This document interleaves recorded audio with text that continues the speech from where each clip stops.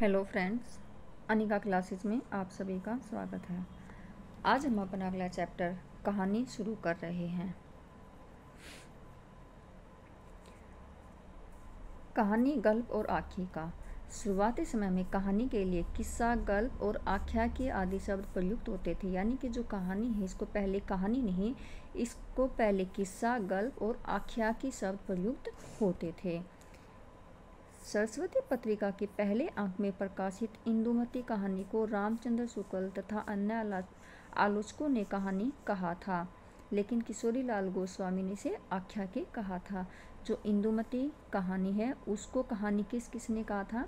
रामचंद्र शुक्ल ने, और जो अन्य आलोचक थे। लेकिन इंदुमती को कहानी न कहकर आख्यायिकी किसने कहा था? किशोरीलाल गोस्वामी ने कहा था। ये इम्पोर्टेंट है।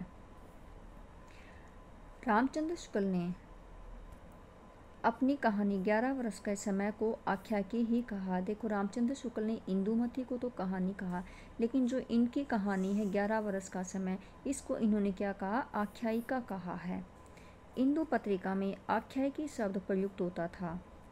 मर्यादा 1911 ईस्वी में निकलती थी, माधुरी 1922 में और विशाल भारत 1928 में। ये पत्रिकाओं के संदिए हुए हैं। पत्रिकाओं में बांग्ला के अनुकरण पर गल्प शब्द का प्रयोग होता था। देखो, जो गल्प शब्द है इसका प्रयोग किसके अनुकरण पर? बांग्ला जो भाषा है उसके अनुकरण पर गल्प शब्द का प्रयोग होता था। किन किन पत्रिकाओं में होता था? मर्यादा में, माधुरी में और विशाल भारत में।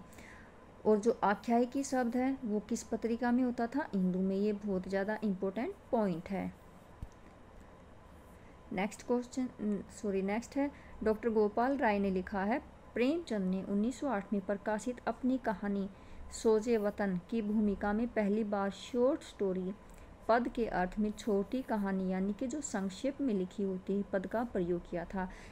ये पूछ लिया जाए कि छोटी कहानी या संक्षेप में कहानी शॉर्ट स्टोरी है, ये पहली बार किसने प्रयोग किया था? प्रेमचंद ने किया था।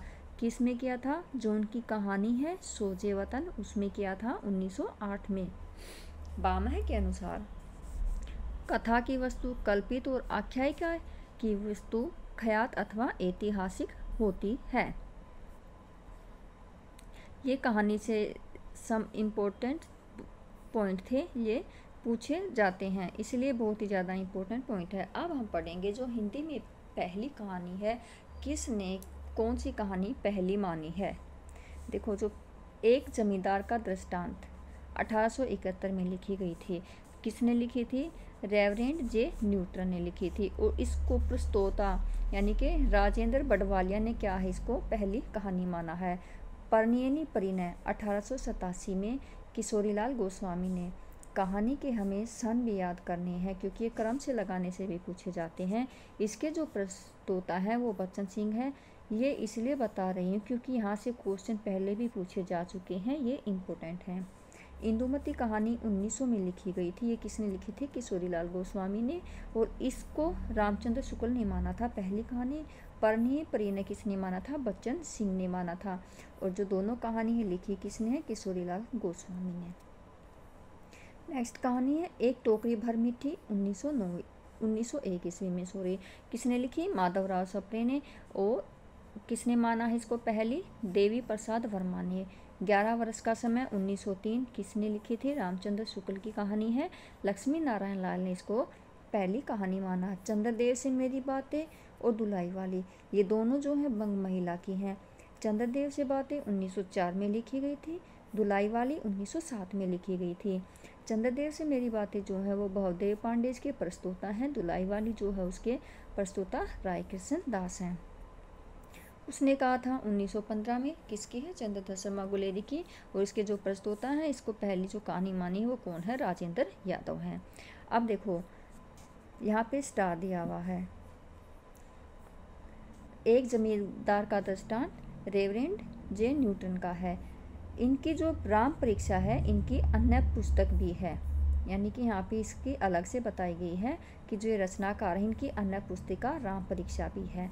अब है माधवराव सप्रे एक टोकरी भर मिट्टी। इन्होंने यानी कि माधवराव सप्रे ने गीता रहस्य किसकी थी? बाल गंगाधर तिलक का मराठी से हिंदी में अनुवाद किया था। पूछा जा सकता है जो बाल गंगाधर तिलक की रचना है गीता रहस्य, इसका मराठी से हिंदी में अनुवाद किसने किया था? माधवराव सप्रे ने किया था। अब हम कहानी से रिलेटेड और इम्पोर्टेंट पॉइंट पढ़ेंगे। राजेंद्र यादव ने अपनी पुस्तक कहानी, स्वरूप और संवेदना, देखो जो राजेंद्र यादव की पुस्तक है कहानी, स्वरूप और संवेदना में इंदुमती कहानी पर शेक्सपियर के नाटक टेम्पेस्ट का प्रभाव साबित करते हुए उसने कहा था को प्रथम मौलिक कलापूर्ण कहानी घोषित किया है। राजेंद्र यादव ने प्रथम मौलिक कलापूर्ण कहानी किस कहानी को घोषित किया है? उसने कहा था जो 1915 में लिखी गई थी। एक टोकरी भर मिट्टी कहानी छत्तीसगढ़ मित्र पत्रिका में प्रकाशित हुई। हमें जोन सी कहानी जिस पत्रिका में प्रकाशित हुई थी ये भी याद रखनी है। सामान्यतः पहली कहानी माना जाता है। सामान्यतः पहली कहानी यानी कि अधिकांश विद्वानों के अनुसार पहली कहानी किसे माना गया है? एक टोकरी भर मिट्टी को। और ये कौन सी पत्रिका में प्रकाशित हुई थी? छत्तीसगढ़ मित्र पत्रिका में प्रकाशित हुई थी। लक्ष्मी नारायण लाल लिखते हैं कि शिल्प विधि की दृष्टि से हिंदी की प्रथम मौलिक कहानी रामचंद्र शुक्ल कृत 11 वर्ष का समय है।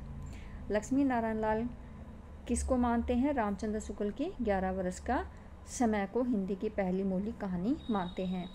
अब हम देखेंगे कि जो कहानियाँ हैं उनका जो समय बांटा गया है वो कौन सा है, किस प्रकार है। पहला जो चरण है वो है प्रेमचंद पूर्व युग, यानी कि जो प्रेमचंद से पहले का युग है 1900 से 1915 ईस्वी तक का है। दूसरा चरण है प्रेमचंद और प्रसाद युग 1915 से 1936 है। तीसरा चरण है उत्तर प्रेमचंद युग 1936 से 1955, यानी कि जो प्रेमचंद के बाद का युग है। चौथा चरण है जिसमें नई कहानियाँ आ जाती हैं 1926 से 1960। पांचवा चरण है नई कहानी के प्रवृत्ति आंदोलन 1960 ईस्वी से, यानी कि जो 1960 ईस्वी से जो शुरू होती हैं कहानियाँ उनका पांचवा चरण है। ये भी इम्पोर्टेंट है। अब है आचार्य शुक्ल द्वारा निर्दिष्ट आरंभिक कहानियाँ, यानी कि जो आचार्य शुक्ल ने आरंभिक कहानियाँ मानी हैं वो कौन कौन सी हैं, किस पत्रिका में प्रकाशित हुई थी, उनका प्रकाशन वर्ष क्या है। पहली कहानी है इंदुमती, किशोरीलाल गोस्वामी की 1900 ईस्वी में प्रकाशित हुई और सरस्वती पत्रिका में। गुलबहार ये भी किशोरीलाल गोस्वामी की है, ये 1902 में इसका प्रकाशन हुआ था, ये भी सरस्वती पत्रिका में है। प्लेग की चुड़ैल भगवान दास की है, 1902 में इसका प्रकाशन वर्ष है, सरस्वती पत्रिका में ये प्रकाशित हुई थी।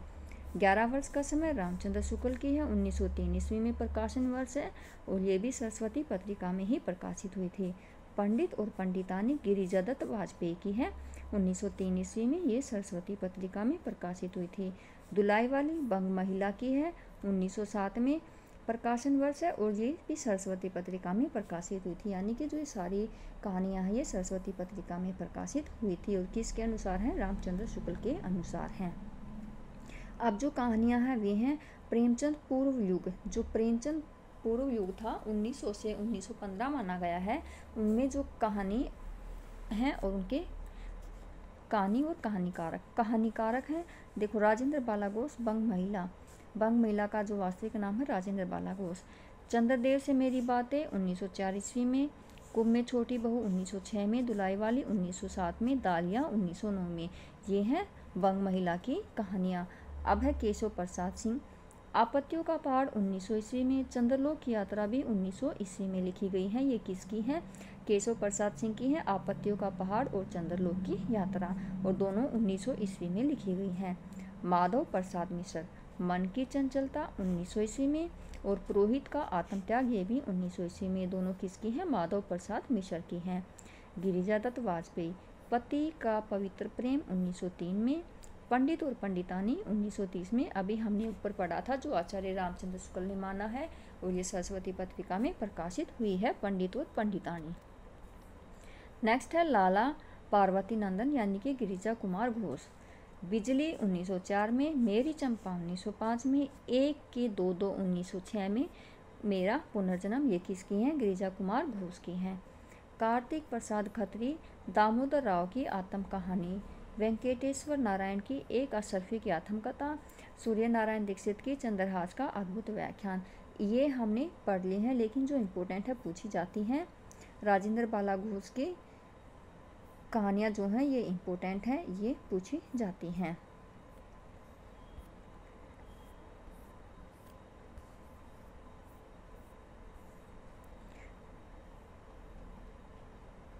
अब देखो ये भी इम्पोर्टेंट है, वरदामन लाल वर्मा की कहानियाँ भी पूछी गई हैं। राखी बंद भाई 1909 में, तातर और एक वीर राजपूत 1910 ईस्वी में। अब राधिका रमन प्रसाद कानों में कंगना 1913 ईस्वी में। कुसुमांजलि गांधी टोपी 1938 में। सावन समा 1938 में।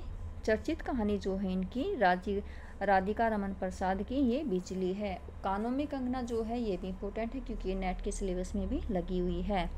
विशंबर नाथ शर्मा कौशिक।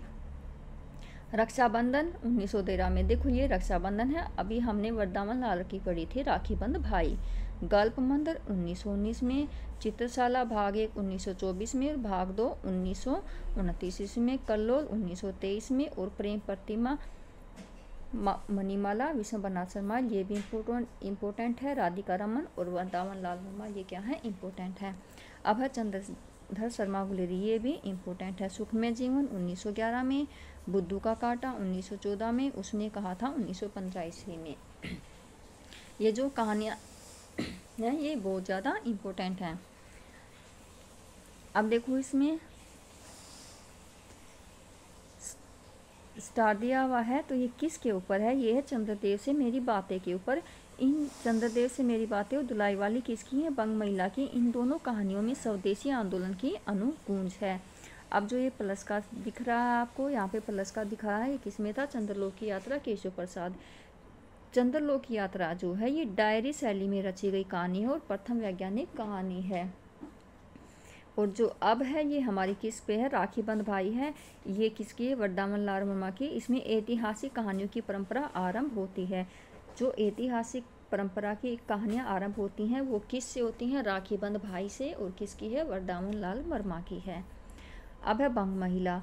चंद्रदेव से मेरी बातें को भवदेव पांडे ने हिंदी की प्रथम राजनीतिक कहानी कहा है। इम्पोर्टेंट है, पूछा जा सकते हैं कोटेशन कि ये किसने कहा था? भवदेव पांडे ने हिंदी की प्रथम राजनीतिक कहानी किसको कहा है? चंद्रदेव से मेरी बातें, जो 1904 ईस्वी में लिखी गई थी बंग महिला के द्वारा। दुलाई वाले में बंग विभाजन का परिवेश लिया गया है। दुलाई वाली में बंग विभाजन का परिवेश लिया गया, ये भी इम्पोर्टेंट है। अब है चंद्रधर शर्मा गुलेरी। जो इम्पोर्टेंट कहानियाँ हैं उनके विषय वस्तु के बारे में बताया गया है जो पूछे जा चुके हैं पहले। उसने कहा था 1915 में लिखी गई कहानी इस काल की उपलब्धि है जिसमें केंद्रीय चरित्र लहना सिंह के माध्यम से प्रेम, कर्तव्य और आत्म बलिदान के पारस्परिक संघर्ष का मर्मस्पर्शी चित्रण किया गया है। हिंदी की पहली ऐसी कहानी जिसमें फ्लैशबैक तकनीकी का प्रयोग किया गया है, यानी कि हिंदी की वह पहली कहानी कौन सी है जो फ्लैशबैक शैली में लिखी गई है? उसने कहा था चंद्रधर शर्मा गुलेरी की। सुखमय जीवन भारत मित्र, और उसने कहा था सरस्वती पत्रिका में प्रकाशित हुई थी। ये भी इम्पोर्टेंट है। सुखमय जीवन जो है भारत मित्र में, और उसने कहा था सरस्वती पत्रिका में प्रकाशित हुई थी। नेक्स्ट है विशंबरनाथ शर्मा कौशिक। इनकी सर्वाधिक प्रसिद्ध कहानी है ताई। पर शरत चंद्र की बांग्ला कहानी बिंदु छेले का प्रभाव है। ताई जो कहानी है इस पर किसका प्रभाव है? जो शरत चंद्र है उसकी जो बांग्ला कहानी बिंदु छेले का प्रभाव है। विशंबरनाथ शर्मा कौशिक ने प्रेमचंद की तरह ही आसपास की जिंदगी से कहानी के विषय लिए हैं और पारिवारिक समस्या, बाल विवाह, पर्दा, दहेज प्रथा आदि का अंकन किया है। ये किसने कहा है? रामचंद्र तिवारी ने कहा है। तो फ्रेंड्स ये था हमारा कहानी से रिलेटेड इम्पोर्टेंट पॉइंट, और जो प्रेमचंद पूर्व युग के इम्पोर्टेंट जो कहानीकारक हैं उनकी कहानी और कहानीकारक थे। नेक्स्ट क्लास में हम प्रेमचंद युग की कहानी पढ़ेंगे।